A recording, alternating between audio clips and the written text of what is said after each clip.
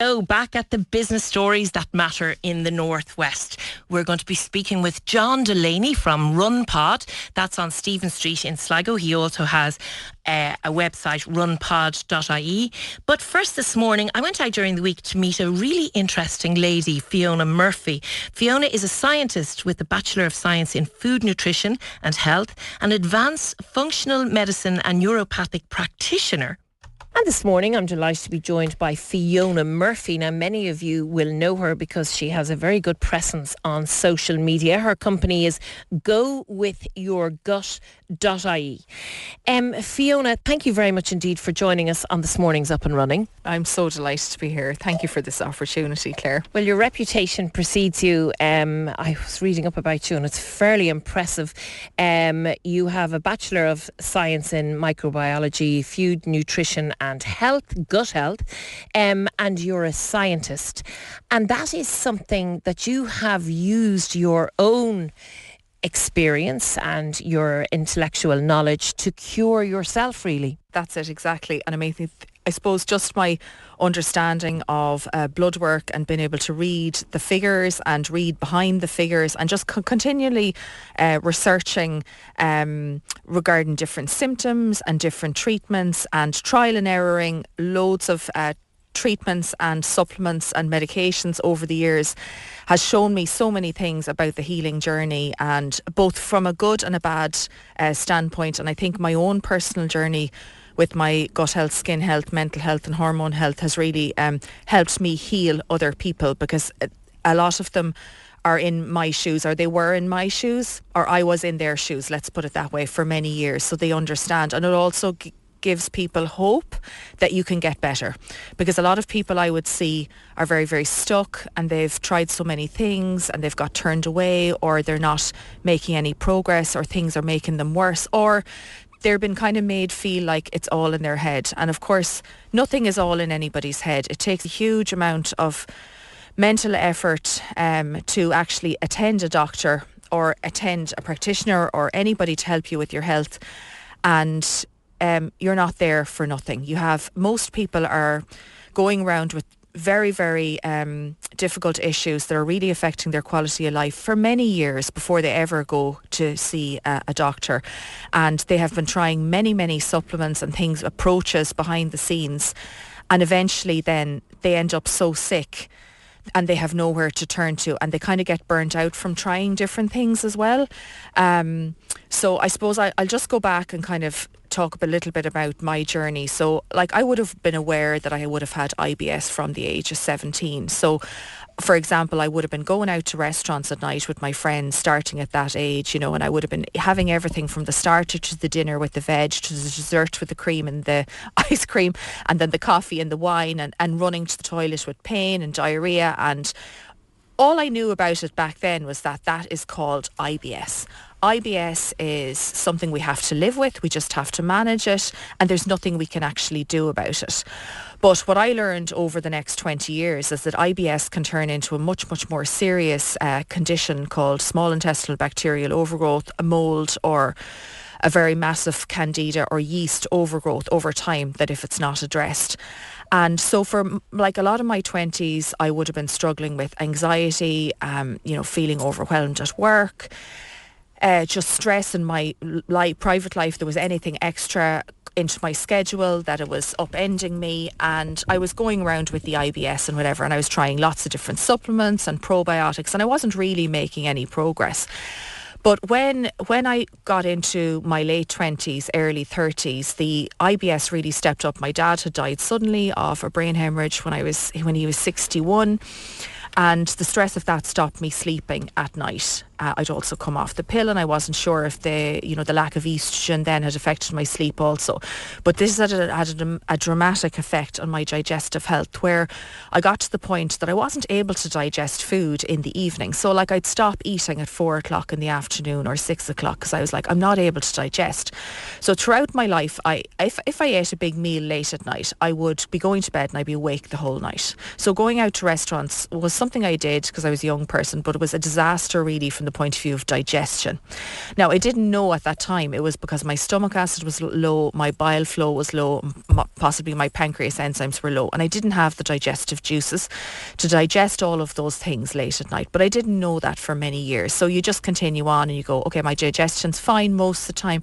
When I go out to eat, it's terrible and I won't sleep. But when I got to 30 and the stress in my life really increased, we were building a house, I was working as a medical rep, I was travelling all the time for work, I was under a lot of pressure.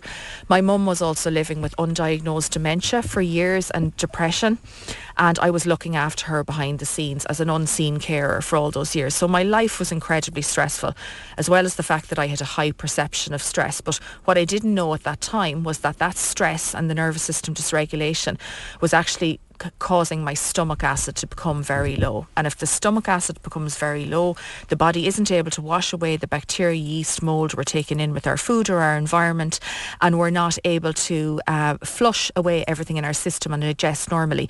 And if food and bacteria are left in your small intestine, they grow over time with more food and possibly more probiotics we're putting in on top of our foods, and it's adding to this overgrowth. So nobody knew anything about these things back then. So this was maybe, we're talking more than 15 years ago now at this stage.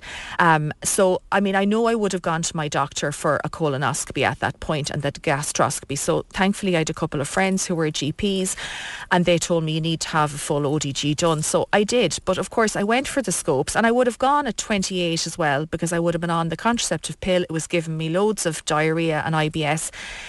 Would have had a scope at 28 and also another scope at 39. And both of those scopes were all normal, non-remarkable. The consultant couldn't see anything. So in one way you're relieved, okay, it's not cancer. So that lump that I feel in the side of my tummy when I eat or at night, it's not there anymore, so it's not cancer or anything, so that's good. But then your anxiety also goes up because you're like, but the consultant gastroenterologist couldn't see anything that's wrong, and I have all these conditions and I have this digestion that won't work properly. I can't digest food late at night. I have all these food sensitivities and I don't really know what's going on. I don't have any clear plan or clear direction or supplements I need to take or medications I need to take. So in a way, so what happens is the person goes for the scopes are normal, but their anxiety goes up, and the anxiety and the effect that has on your digestive system makes your stomach acid worse and your whole digestive flow worse. So the gut and brain are connected by what's called the vagus nerve and our enteric nervous system.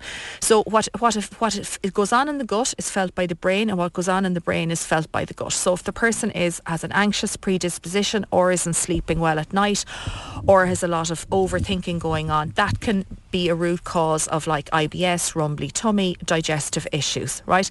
And likewise then if the person has low stomach acid, overgrowth, mold, that can also be affecting the gut-brain axis and affecting the person mentally as well. So I came out of that situation with the scopes completely normal and I didn't know where to go. So then as I got into my 30s, my digestion was much, much worse. I wasn't sleeping at all at night. Things got much worse when I got to my mid-30s and I had my children.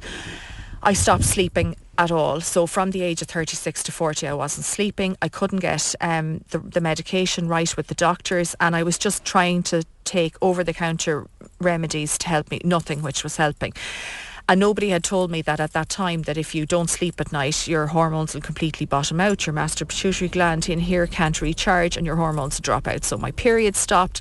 I thought I was in menopause. My digestion was absolutely horrendous. But I had to keep going because I had two small children, and like my mother is dying with dementia now from really undiagnosed depression, stress, and a very difficult life. And I was like, I can't end up like my mum. I have to keep going. So I was literally working a few hours a day and I was saving every euro I had and putting it into testing and trialing different things. And eventually I started to make ground. So like in my late 30s, I started to get the testing done and realised that I had massive SIBO overgrowth.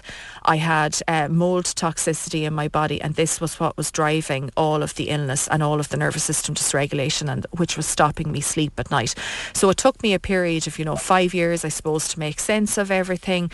But as I've gone on and learned, as my gut has got healthier and I've got rid of the overgrowth and the mold, my mental health has also improved so much more, and then my digestive health has improved so much more.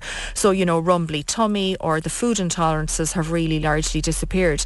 And from all of this, I kind of learned that it's not just about, supplementing or taking probiotics, that we have to actually help the person's terrain to be able to fight these microorganisms. So I do a lot of work now with testing for the individual's mineral deficiencies and repleting those with exactly what they need. So rather than just guessing a supplement, actually testing to see what they need and fixing that. And also trying to help them figure out what is actually going on in their gut and helping their body, their body's terrain or their environment to be able to fight for them. Okay? So basically in your situation, Fiona, you took where really a situation where you were on your knees, and you spoke about this before we started the interview, with not sleeping and your digestion and everything. You effectively have cured yourself. Now, unfortunately, the listeners can't see you, and you're like a beacon of health. And now you're providing that service for other people. You have a very informative website, which I'll just give to you now because it's gowithyourgut.ie. So the business that you have now, Fiona, the services that you provide now, what are they? So basically, most people that I would see would be quite sick at this stage. They've been through the whole medical system. Some of them have got a lot of functional tests done, blood tests. So I'm trained to read the regular average bloods from a functional standpoint. So the medical range will be one range, but there will be a tighter range that I will look at, and I will be able to see maybe there is something with their liver, maybe there's an issue with iron regulation.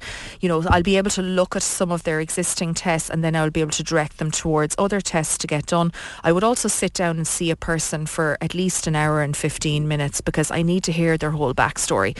I need to hear what they've done before, where they've came from, what their life is like, not just their diet and supplements, but what their whole entire life is like, because how we're living our life and what we're choosing to do and what boundaries we have and what toxic people we have in our lives, and all of that affects our nervous system and it affects every cell in our body. Stress is a huge driver of gut issues. So I like to get a whole understanding of the individual, and then I work very closely with them after that. So they have my contacts to be able to contact me afterwards for follow-up if they need support with their programme.